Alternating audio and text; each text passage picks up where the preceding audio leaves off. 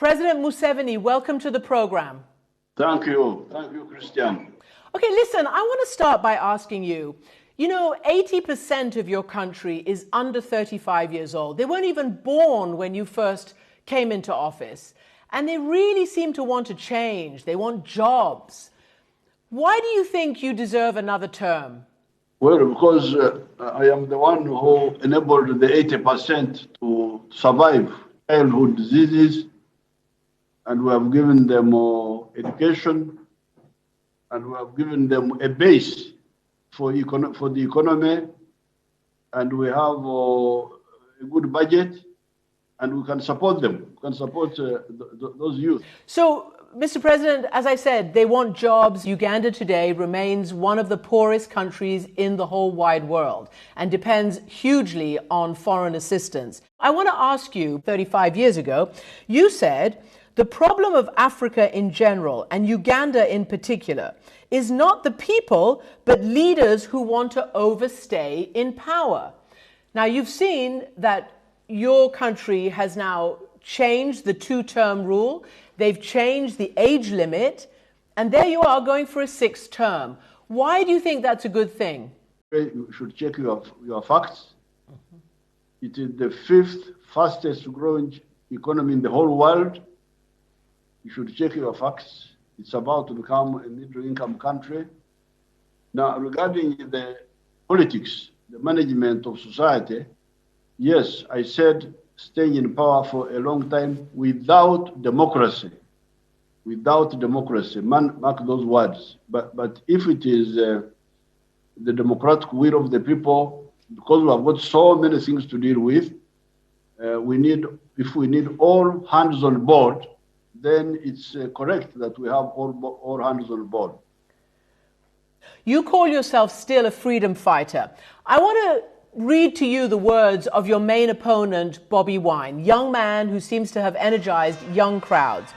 He basically said in one of his songs, what was the purpose of liberation when we can't have a peaceful transition? Freedom fighters become dictators.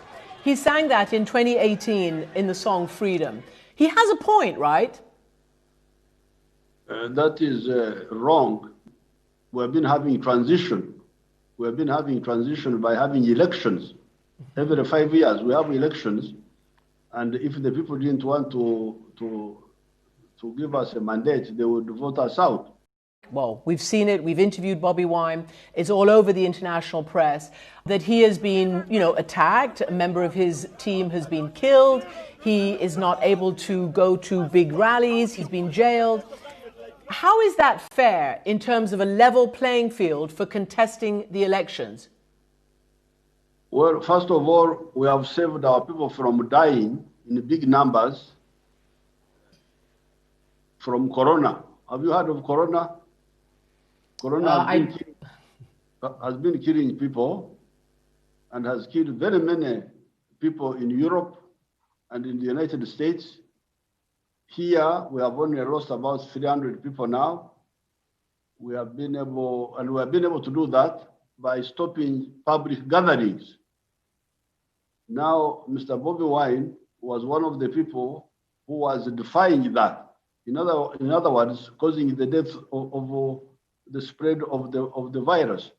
That's how he ran into conflict with the law. That's how it all started. And then they tried to blackmail the country by rioting. You have seen what rioting is in Washington. It was not a good idea. Those rioters who attacked the Parliament building in Washington.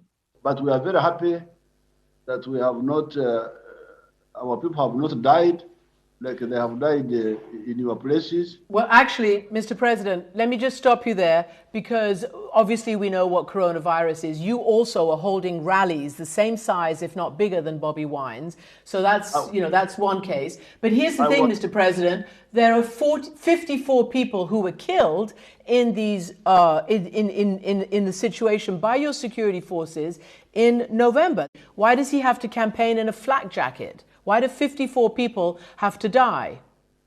The 32 of the 54 were rioters attacking security forces.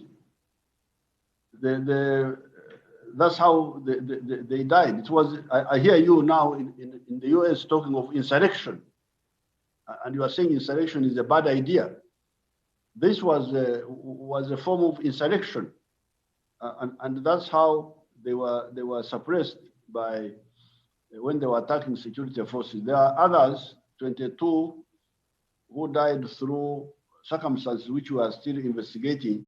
The UN says we're gravely concerned by the election-related violence, the excessive use of force by security personnel, as well as the increasing crackdown on peaceful protesters, political and civil society leaders, and human rights defenders. So the UN, that's the UN saying that it's the security forces, and your own security force, I mean, to be honest with you, really shocked me recently, because he said that we are proud of cracking down on reporters. He said, we beat reporters for their own good. I don't understand why you keep putting the blame on them when your security forces are doing this. And what's the point of it? I don't understand. We have cameras all over the place. If the security forces are the ones who make mistakes, it is easy to see, to capture and identify. In any case, nobody knows more about Uganda than ourselves. I am here. I have got a lot of experience, and I can tell you who is in the wrong and who is in the right. So the UN the UN have got enough trouble spots in the world to deal with. Are you basically saying you're above the law? I mean, I'm not sure what you're saying because, human rights is an international concept.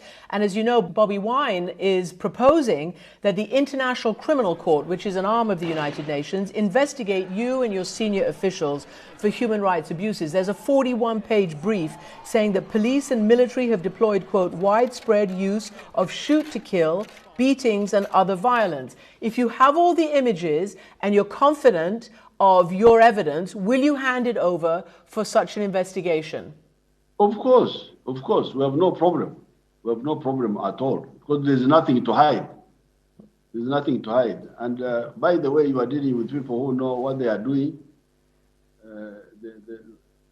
We don't need lectures from anybody really in the world because we know what we are doing. Mm-hmm.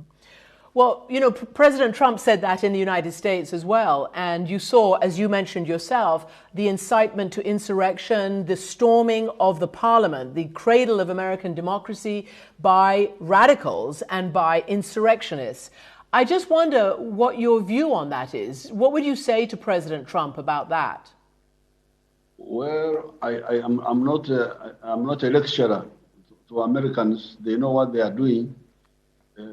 But insurrection is insurrection, whether it is in the US or in Africa. You should regard any extra constitutional actions as illegal and treasonable.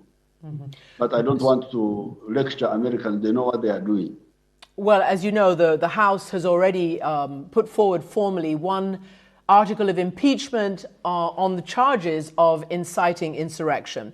So I want to ask you then, if you should lose a fair election, will you accept the result? If I lost a fair election, I would accept the results, of course, because Uganda is not my house. I have got my house. I will go to my house and do my own things. If the people of Uganda don't want me to help them with their issues, I go and deal with my personal issues very happily. I do need to ask you a final question, and that is your constant haranguing and harassment of the gay community in Uganda. The head of the gay rights groups there says it's actually a really scary and rough time. LGBT people are fearful to even vote, as there is a risk that they will be targeted at the polling stations due to all the hate speeches. What are you afraid of? Why does this group, over the years, why is it so utterly oppressed and harassed? Who is haranguing the homosexuals? Who has harangued them? You and your government, your churches talk about them.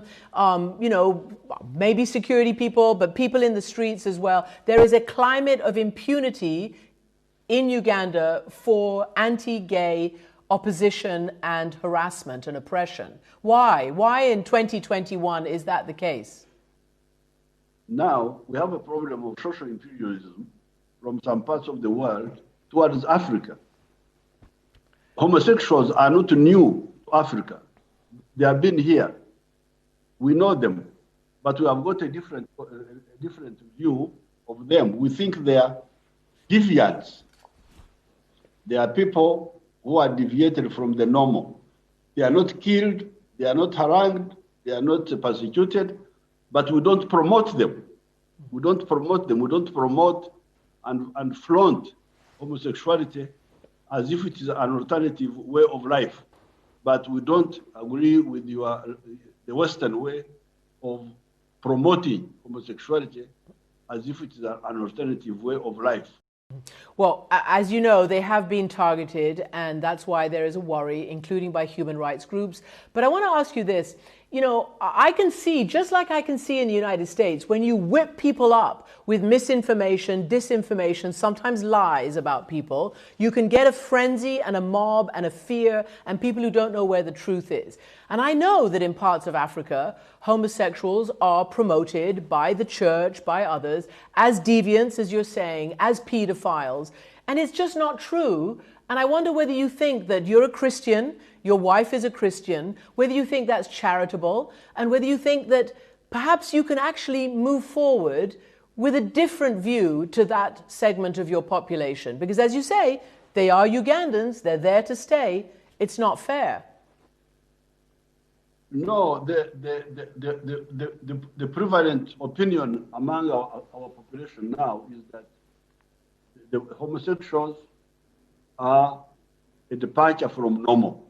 If our opinion changes in future, let it change organically, but not imposed on us by other people. But nobody's imposing on you, Mr. President. It's not like the international community is telling you anything in this regard about promotion or anything. It's just about human rights. Mr. President, thanks for joining us from Kampala. Thank you very much.